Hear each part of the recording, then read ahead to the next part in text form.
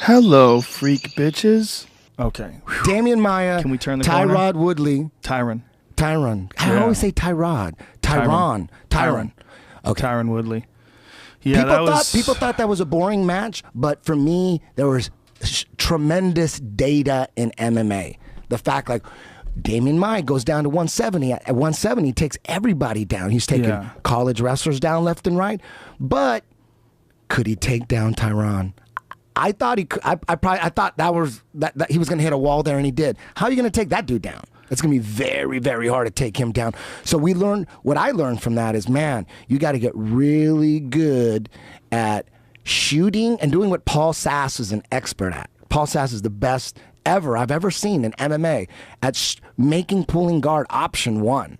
He just made it not option 3. I always talk about the third option. I would want my fighter to have the best stand-up possible, the best takedowns possible, get on top, ground and pound and submit them, beat them on the feet if you're beating them.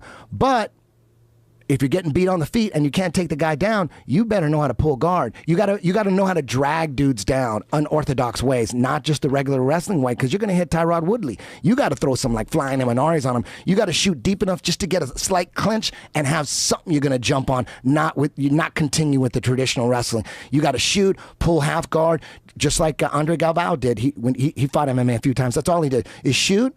Dude sprawled, he just pulled half guard, boom, he got up, double underhooks, got the back.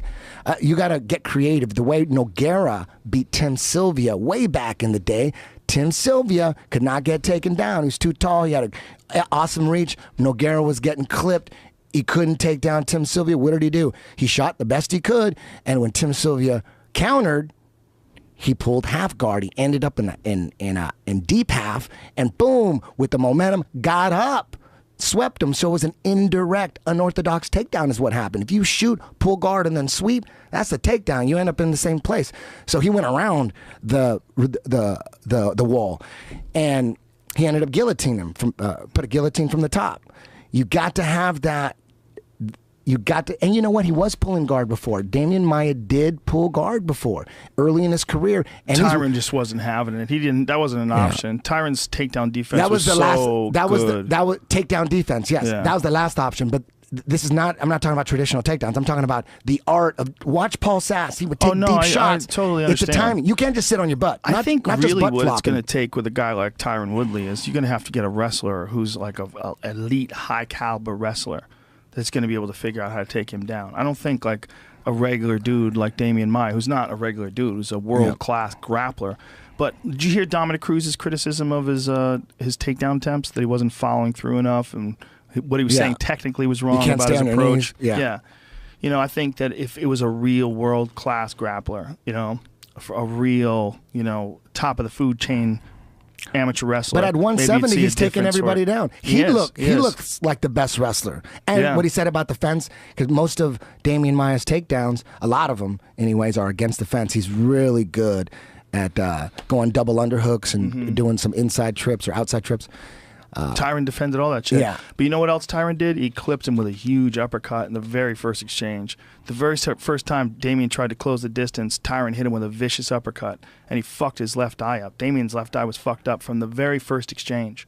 When Damian shot low, Tyron hit him with a hard uppercut, and just his eye immediately swelled up, and it was fucked for the rest of the fight. So I think that played a factor too. Just Tyron's game plan was, in a lot of people's eyes, wasn't fun to watch. That was the problem. And like Dana felt like he should have finished him. And Tyron, his thought was, look, this guy's, it's his goal is to win the title. You got to come and try to beat me and win the title. If I'm beating you, why not just keep doing what I'm doing and continue winning the fight? You can't do anything. But if I change tactics and make myself more vulnerable. And he said he did get hit by a left hand or a couple left hands, and that stunned him. I guess his attitude was, look, if this guy wants to win the title, he's got to come and get it. And if he comes get it, I'm going to knock him the fuck out. And if he doesn't come and get it, why would I go after him and put myself out of position? I would coach Woodley the exact same way. I would be yelling from the corner, just keep doing what you're doing. Don't fucked up exchange, and he gets a shot in and takes him down and trips him.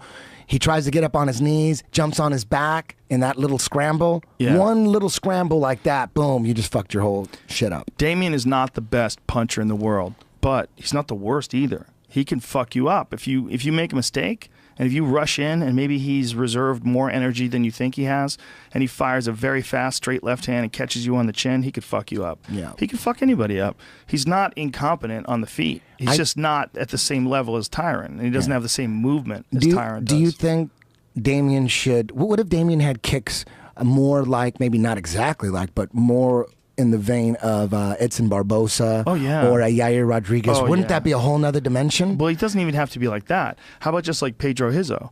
Just attack the legs. Yeah. Just make the legs... He's not doing that, right? No, very little. He's just boxing. Well, Dominic brought it up one time during the broadcast because he's like, I want to see Damian throw a high kick, a left high kick. I go, yeah, but I go, have you ever seen Damian throw a left high kick?